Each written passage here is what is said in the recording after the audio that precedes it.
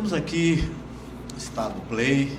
Hoje recebemos um personagem político do estado de Mato Grosso do Sul que já tem toda uma carreira na vida política aqui do estado, que vem desde o sindicalismo nos agitados anos 80, Federal Sul, 90, já com mandato de vereador, ativista da cultura de Campo Grande, Mato Grosso do Sul. E Ataíde Nery, poeta. Verdade. Então, já tem um nome na história aqui do estado, mas agora está candidato, buscando uma vaga. Bandeira é o que não falta, né, Ataíde? Nosso microfone aberto aqui para que você se apresente, se é que é preciso, né?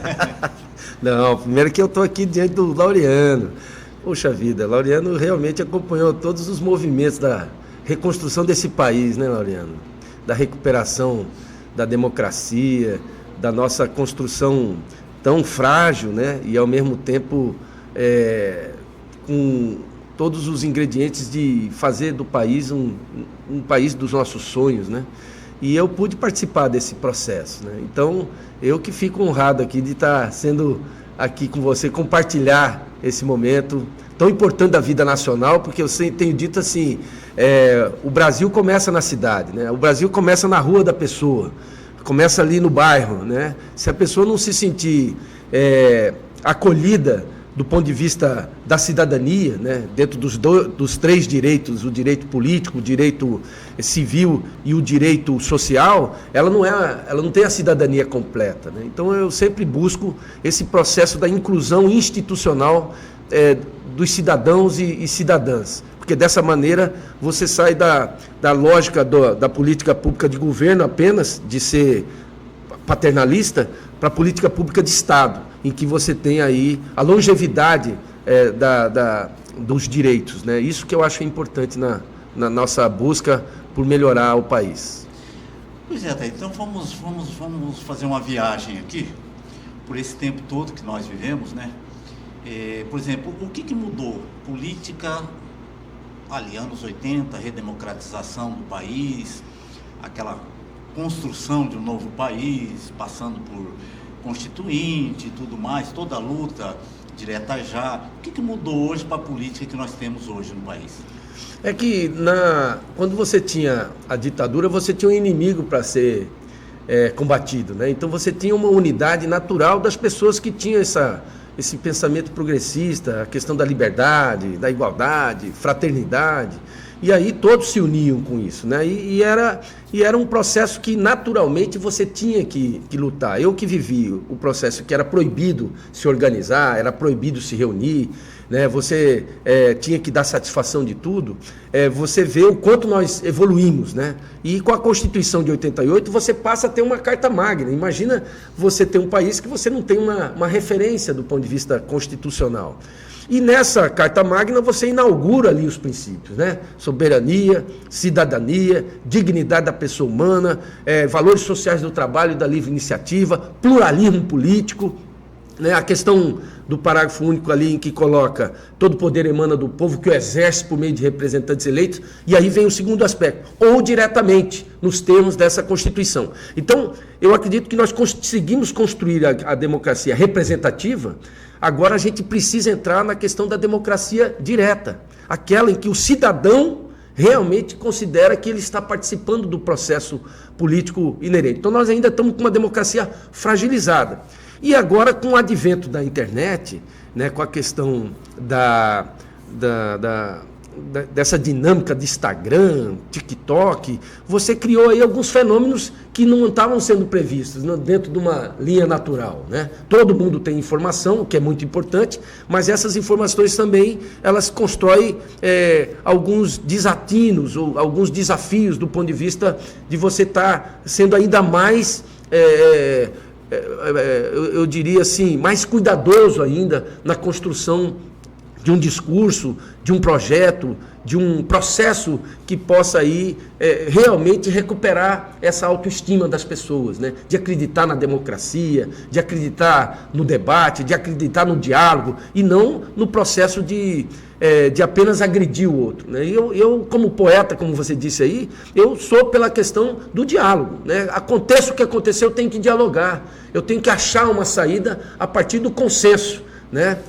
Haja divergência, consenso, vamos achar o que é menos ruim até para o processo. Então, eu acredito que esse é o desafio, da gente conseguir equilibrar algo que a democracia nos trouxe com essa necessidade da gestão, do entendimento da necessidade das pessoas se sentirem acolhidas nesse processo em que nós temos um país de absoluta desigualdade social e que isso daí, sem dúvida nenhuma, afeta qualquer processo de organização democrática, né? Muito embora a sua atuação sempre foi muito ligada à área da cultura, mas você também tem um passado sindical. Foi a construção logo que se dividiu o Estado, aquelas lutas para as conquistas, para os trabalhadores, os servidores públicos principalmente. Eu queria que você, logicamente, você tem um conhecimento sobre esse assunto. Eu queria que você falasse um pouco sobre isso, como é que está hoje o servidor público, se você continua acompanhando. Não, continuo acompanhando muito. Olha, na nossa época, pra você ter uma ideia, a luta nossa era para você conseguir ter um piso salarial que representasse ter pelo menos um salário mínimo. Você ganhava menos que o salário mínimo o servidor. E o servidor, como era proibido se organizar, a gente só fazia em associações. Nós que vamos criar a primeira associação dos servidores do Poder Judiciário. Depois a gente cria a Federação, eu, o Berlângia, o Renato. Eu sou o terceiro presidente, né, dessa federação, tinha 23, 24 anos de idade, você imagina a responsabilidade, era oficial de justiça concursado em Dourados e tenho que mudar para Campo Grande, e dentro desse processo de reorganização mesmo do país, junto com a necessidade salarial, com a questão da necessidade da participação sindical mesmo, né? Servidor era proibido de fazer greve, de se movimentar.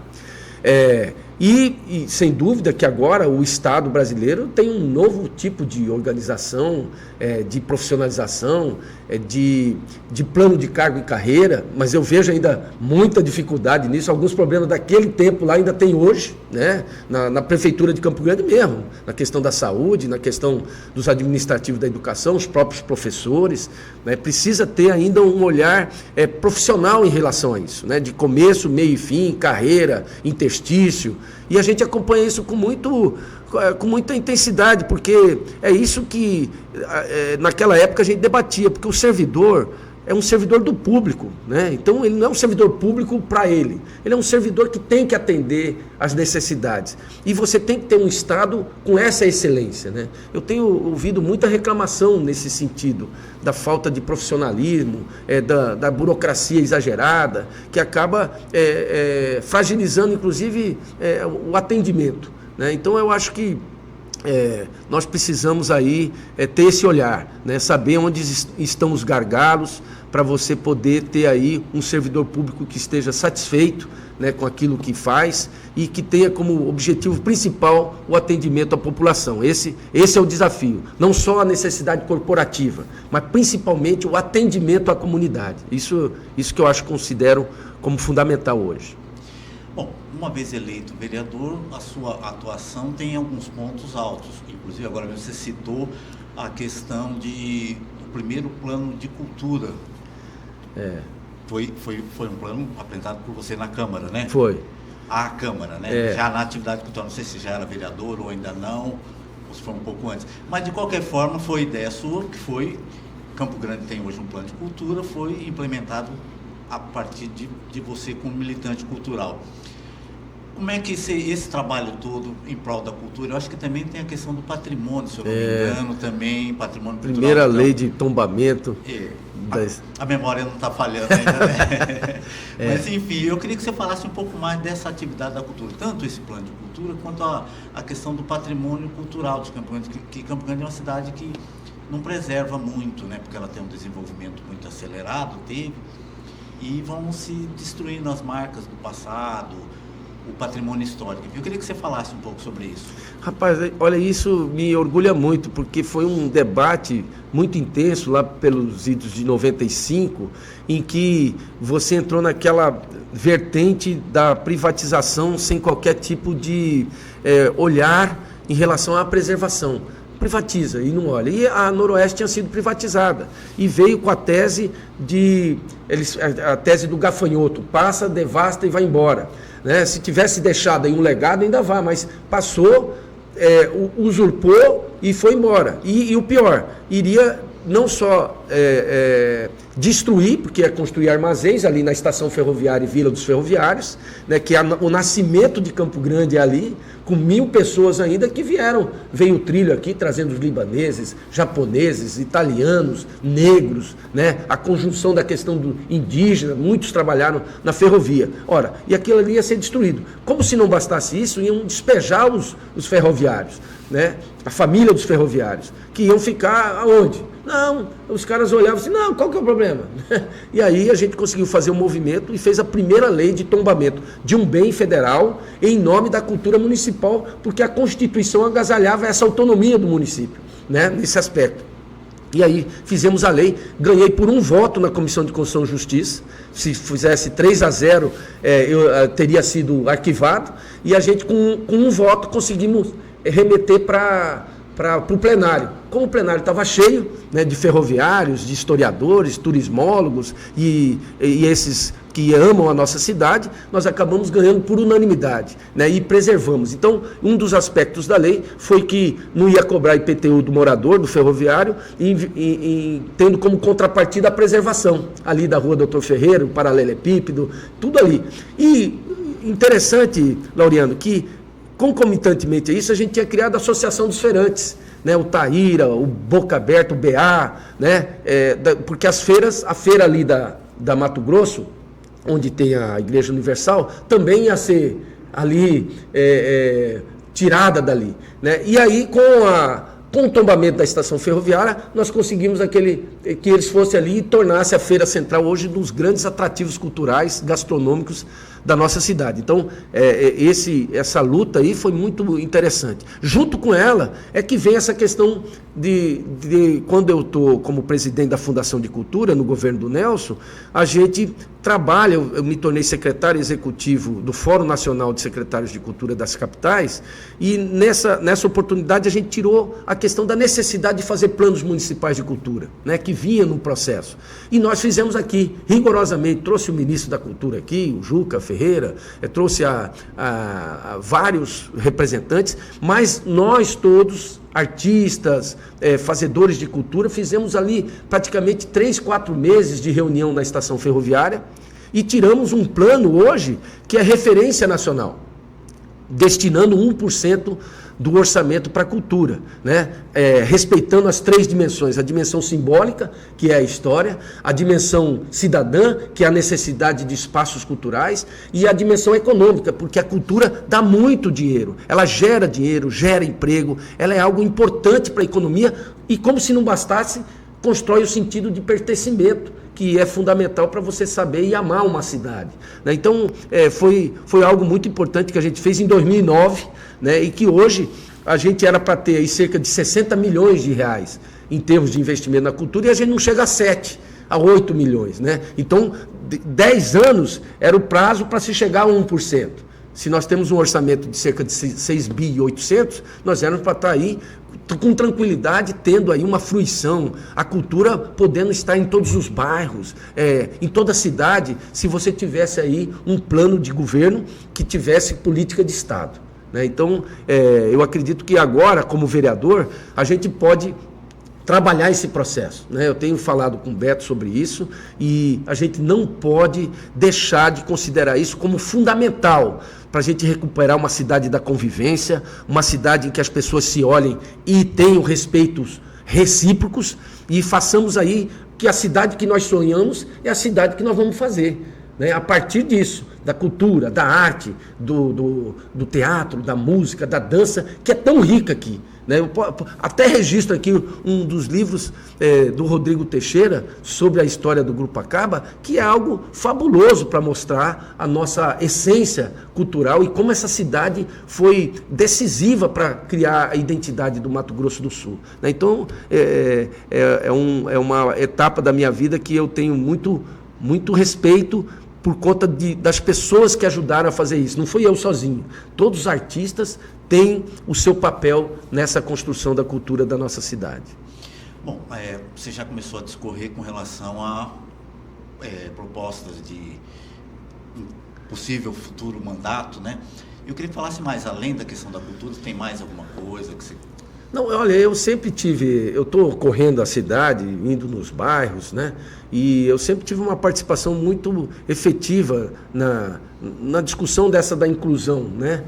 De melhorar a vida das pessoas nos bairros, né? Na Moreninha, lá no Caiobá, lá no Nova Lima, Zé Pereira, no centro da cidade, né? Então eu acho que nós vamos ter que ter aí essa coisa de recuperar a participação das pessoas. Eu tenho falado, porque hoje você tem aí um sistema de saúde que poderia ser muito mais consolidado se a gente usasse hoje o que nós temos de ferramentas digitais, né? Você não pode chegar num posto de saúde hoje e não ter ali um dipirona, vamos dizer assim, né? Ou você não ter o remédio. Olha, é algo que a gente já debatia. Se você tiver convênio com as farmácias, o que tem aqui em Campo Grande é farmácia. Como que você pode chegar num posto de saúde e sair dali sem um remédio? Porque você não tem no sistema do posto de saúde. Se você construir isso daí com as farmácias que tem uma logística já e tendo preço mais barato, você vai poder suprir a necessidade da população sem que ela fique aí submetida a esse tipo de absoluta inanição administrativa, né? Por falta de organização. Ora, já tem uma organização, vamos compartilhar isso. E dentro dessa linha, inclusive, Laureano, a prefeitura, o agente político, a Câmara, o prefeito, tem que usar as forças vivas da sociedade. Nós temos aí várias entidades que constroem cidadania permanentemente. O Rotary, a maçonaria, os centros espíritas, todas as organizações sociais aí que podem se juntar à administração pública para a gente ver onde estão os problemas.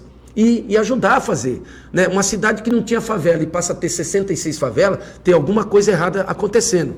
Uma cidade que num prazo de 10 anos ocupava 22% do ICMS e só está com 11%, tem algum problema. O Estado tendo um desenvolvimento como está tendo aí, que teve à frente o Reinaldo e agora o Riedel, né?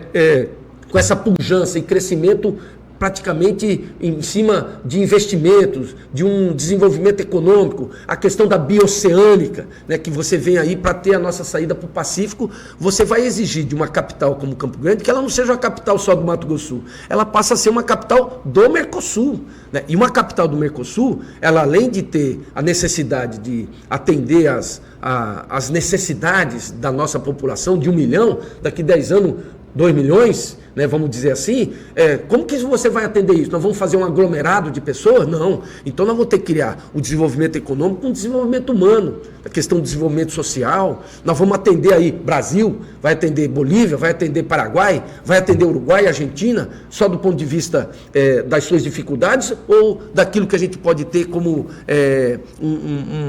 um incremento econômico. Então, a cidade tem que se preparar do ponto de vista do trânsito, tem que se preparar do ponto de vista da saúde, tem que se preparar do ponto de vista da educação. Nós precisamos ter aqui esse processo. Eu tive um dado agora, né, que em Campo Grande nascem cerca de 44 crianças por dia e 12 mil por ano, vamos dizer assim, né?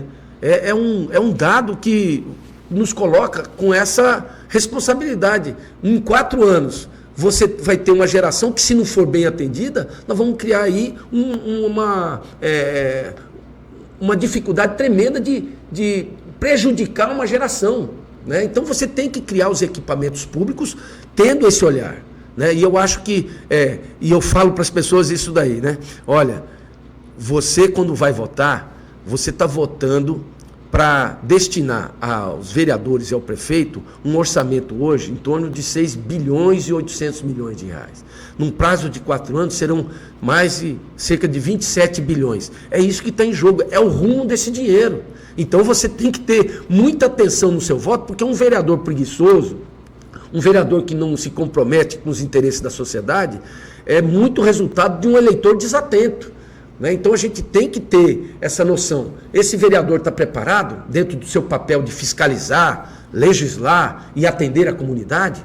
Essa pergunta que você tem que colocar no seu voto. E aí você ter que esse vereador tem que te representar. E hoje, inclusive, com a internet, com todos esses que nós não tínhamos lá, com essa presença tão grande, você não tem mais como escapar da crítica e da cobrança da população. Eu vou criar, que já criava, esse mecanismo da democracia direta. O que eu devo fazer lá no Caiobá? Como que o orçamento deve ser para chegar lá na Moreninha? Como que eu devo fazer para que a situação lá do Celina Jalade, num aglomerado de 30 mil pessoas, que não tem uma praça para as crianças poderem brincar, eu tenho que agir? Então, eu tenho que fazer com que essa distribuição do dinheiro aqui de Campo Grande permita que essas pessoas não sejam abandonadas à própria sorte. E, ao mesmo tempo, ter a capacidade de fazer com que a prefeitura atenda a esse novo momento que é do investimento. Né? Você aqui para tirar um habite leva 2 anos. Um empresário que quer investir aqui, ele tem dificuldades tremendas para poder fazer o seu negócio fluir na nossa cidade. Então eu acredito que se a gente fizer recuperar o Planurb, né, o nosso Instituto do Planejamento, que é fundamental para você não ter uma cidade que cresça de maneira desordenada, que tenha o crescimento sustentável. Né? Então, a questão hoje, Laureano, do trânsito, essa fluidez nossa, a mobilidade urbana, o transporte coletivo, que eu sempre trabalhei a questão do transporte de massa, não era para tirar o trilho, tiraram, mas ele era um grande elemento para você impedir que houvesse esse atabalhoamento de carros aqui em Campo Grande, né? Então nós vamos ter que criar isso aí. Rotatórias só não basta mais. Né? Então, essas prioridades e com planejamento de curto, médio e longo prazo, a gente consegue construir uma cidade que vai entrar nesse novo patamar de ser uma cidade que vai ser estratégica do ponto de vista do Brasil e do Mercosul. Eu queria uma avaliação tua, assim, já para a gente encerrar, um fenômeno que está sendo verificado, principalmente esse ano, e que reúne mais ou menos tudo isso que você discorreu, que é a questão do centro, que teve o projeto Reviva Centro, e agora sim, entre aspas, do nada, passou a ser o ponto de convergência cultural de Campo Grande, com bar está lotado, você vai sexta, sábado, domingo, fecharam, a população resolveu fechar para festejar, para ter um lugar onde se divertir. Como é que você avalia isso e o que pode ser feito a mais para não só consolidar esse fenômeno, como, sei lá, ampliar, tornar a questão econômica, né, que já está, aos poucos, vai virando um ponto de atração turística ali. Perfeito. De investimento. Como trabalhar isso? Você veja, olha só, o centro, inclusive, quem estava segurando o centro era o camelódromo, o mercado e a feira lá, praticamente, né? Você estava abandonado o centro aí, dentro dessa linha. Mas isso é um fenômeno mundial, né? Os centros estavam sendo esvaziados por conta de os bairros conseguirem, né? Os aglomerados mais distantes. Você vai na Moreninha, é uma cidade, pô. Você vai no Aerorancho, uma cidade, e tem lá todo um centro comercial, centro gastronômico, de atividades que não há necessidade de você vir para o centro para ter acesso a isso, né? Para vir num shopping até. Então, o cara que quer vir no centro vai no shopping, praticamente. Então, você tem que achar as vocações, né? E a vocação cultural, e aí vem a questão do 1%, se você conseguir lançar isso daí, tendo a vocação cultural recuperada, na questão gastronômica, na questão da música, da dança, fazer o centro ter aí, inclusive, que nós não temos aqui, o espaço cultural para atividade mesmo, para o cara, depois de um cinema, depois de uma atividade cultural, ir para ali, eu fui ali no negócio, é um formigueiro, né? Agora você vem com outros problemas, a questão da segurança, a questão do atendimento, a questão de quem está pagando para ter aquele espaço ali, né? Já está havendo até atrito nesse sentido, né? Para você poder aglomerar com organização, né? Eu acho que isso é fundamental, mas você vê como a população estava ávida por isso daí, né? Então nós temos que fazer com que isso seja respeitado, porque é um fenômeno de necessidade de encontro, né? Esses encontros, olha a rua ali, Bom Pastor, né? Virou uma rua gastronômica e de atividade cultural permanente, né? Hoje, quem não vai ali? Você vai na Mata do Jacinto lá, também tem corredores nesse sentido. E em vários lugares esse fenômeno tá acontecendo. Então eu acho que tem que ter do poder público o quê? Apoio. Nós não podemos, o poder público não pode atrapalhar isso, é estimular, né? Fazer com que a gente recupere, junto com isso do centro, recuperar as atividades nos bairros. Você tem um Jacques da Luz lá na Moreninha, Laureano, que está abandonado, né? Que não tem voltando, olhando essa questão aqui cultural, mas a questão do lazer, esporte, cultura lá, era para ter. Você tem o Ayrton Senna abandonado, né, que era para ter pista ali para as pessoas fazerem e atividades culturais. O Soter, lá outro grande espaço, não tem. Você não tem centros de convivência do idoso nas regiões, né, da nossa cidade, né? Eu fico muito preocupado com essa questão, junto dessa sua preocupação do centro, mas nós temos uma aí que é a questão da longevidade, né? Hoje já nasceu a pessoa que vai viver 150 anos. Todos vamos nos tornar idosos. Mas aonde nós vamos colocar e conviver de maneira saudável com a questão dos idosos, né? Então, se você não tiver um sistema de acolhimento dos idosos com capacidade médica, capacidade motora, capacidade de gerar renda, e esse sujeito se sentir acolhido, nós também comprometemos aí uma geração que vai passar a viver mais de 100 anos. Ninguém mais vive só até 60, né? Ninguém vive mais até 70. O cara vive até 100. Minha sogra tem 100 anos. Né? Então, eu acho que todos esses aspectos merecem ser aí analisados, né? E tirados em termos de planejamento, esse formato, debatendo, chamar o pessoal do centro para saber os problemas. Né? Eu fui, lembro, um dos vereadores que mais audiências públicas realizou. Né? Foi isso que tirou a questão de não deixar postos de gasolina no canteiro central da Afonso Pena, de 1.000 em 1.000 metros. Isso que fez uma lei do cão, que era a lei em que o pai foi me reclamar que o filho tinha sido atacado por um pitbull e dilacerou a sua perna. Né? E aí eu fiz a lei do cão, que é posse responsável de cães e gatos, dando ônus para quem tem um cachorro que ataca sem nenhuma responsabilidade, pagar o tratamento, ser penalizado.